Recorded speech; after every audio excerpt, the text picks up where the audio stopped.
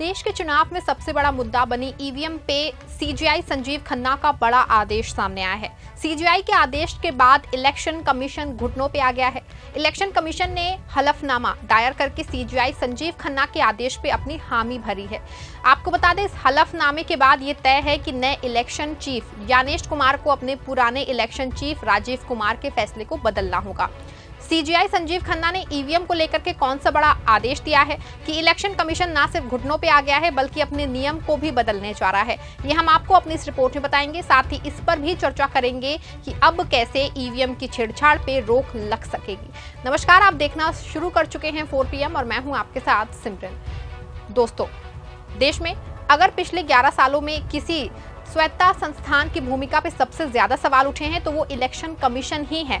एक और जहां मतदाता सूची के नामों में हेरफेर को लेके इलेक्शन कमीशन पे सवाल उठते रहे हैं, दूसरी ओर इलेक्शन कमीशन पे ईवीएम को लेकर लगातार आरोप ना सिर्फ बल्कि विपक्ष आम जनता भी वो लगाती रही है। आपको बता दें, महाराष्ट्र और दिल्ली के चुनाव में मतदाता सूची में हेरफेर को लेके इलेक्शन कमीशन की खूब भद्द पीटी।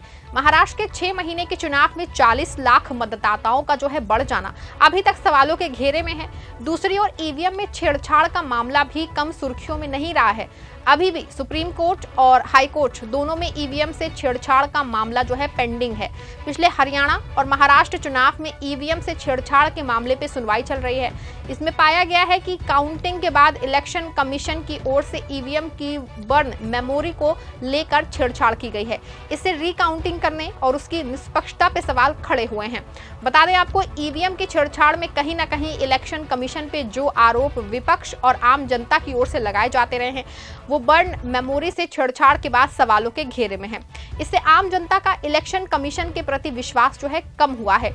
इससे मोदी सरकार पे भी लगातार उंगली उठती रही है और कहीं ना कहीं इलेक्शन कमीशन की कार्य गुजारिशों के पीछे मोदी सरकार का हाथ माना जा रहा है, क्योंकि मोदी सरकार ने इलेक्शन चीफ की नियुक्ति के नियमों में बहुत बड़ा बदलाव किया है, जिससे कि आम जनता के बीच ये मैसेज गया है कि मोदी सरकार के नियमों में बदलाव करके अपने मनपसंद अफसरों को इलेक्शन चीफ के पद पे बैठाना चाहती है।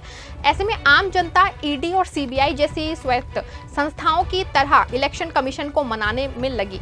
आपको बता दें कि इलेक्शन चीफ की नियुक्ति पहले चीफ जस्टिस ऑफ इंडिया, नेता प्रतिपक्ष और प्रधानमंत्री मिलकर करते थे, लेकिन मोदी सरकार ने इस नियम को बदल के चीफ जस्टिस ऑफ इंडिया को नियुक्ति पैनल से बाहर करते हुए अपने केंद्रीय मंत्री को शामिल कर लिया। इसका असर ये हुआ कि नियुक्ति पैनल में सरकार के पास अपना खुद का बहुमत हो गया है और अब वो जिसको चाहे नियुक्ति पैनल की सदस्यीय कमेटी में बहुमत के आधार पर अपनी मनपसंद का अफसर नियुक्त कर सकती है। नए इलेक्शन चीफ ज्ञानेश कुमार के मामले में भी कुछ ऐसा ही हुआ।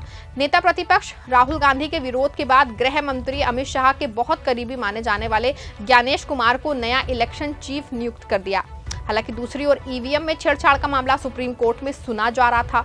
इसमें जब मतदान के डेटा के सत्यापन की बात सामने आई तो पाया गया कि ये मानक संचालन प्रक्रिया कहीं से भी वैध नहीं है। आपको बता दें कि इस साल फरवरी में सुप्रीम कोर्ट ने एसोसिएशन फॉर डेमोक्रेटिक रिफॉर्म्स द्वारा दायर एक आवेदन पे चुनाव आयोग से जवाब मांगा, जिसमें इलेक्ट्रॉनिक वोटिंग मशीनों की जली हुई मेमोरी और सिंबल लोडिंग इकाइयों के सत्यापन की अनुमति देने के लिए चुनाव आयोग को निर्देश देने की मांग की गई थी।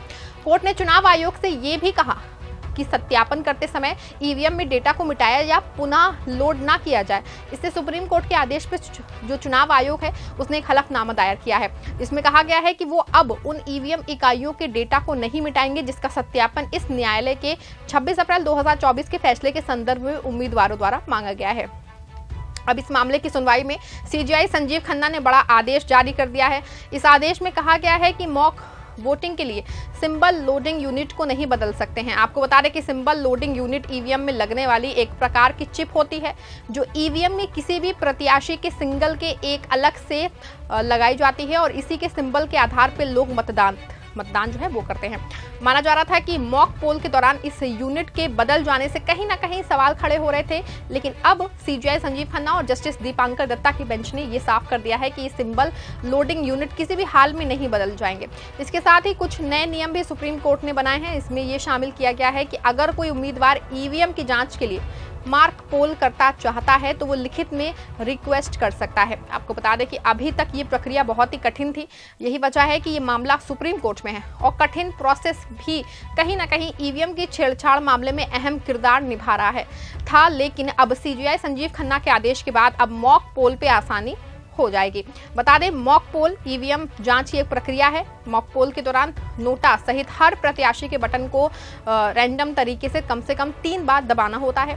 प्रत्याशियों की संख्या कम हो या ज्यादा हो, लेकिन हर पोल में कम से कम 50 मॉक पोल डाले जाते हैं। उम्मीदवार का बटन पोलिंग एजेंट दबाता है और अगर पोलिंग एजेंट ना हो तो मतदान अधिकारी बटन दबाता है। अगर बटन ना दबे या फिर बीप की आवाज ना आए तो ईवीएम बदल दी जाती है। आपको बता दें कि आप प्रत्याशी अगर संतुष्ट नहीं है तो दोबारा मॉक पोल करा सकता है। साथ ही ईवीएम की चेकिंग की जांच की बात सीजीआई संजीव खन्ना की ओर कही गई है। इसके लिए उन्होंने मानक संचालन प्रक्रिया यानी कि एसओपी के किए जाने का निर्देश दिया है। इस एसओपी में ये भी शामिल है कि ईवीएम खुद ही जांच करेगी कि क्या इसका प्रयोग ठीक है।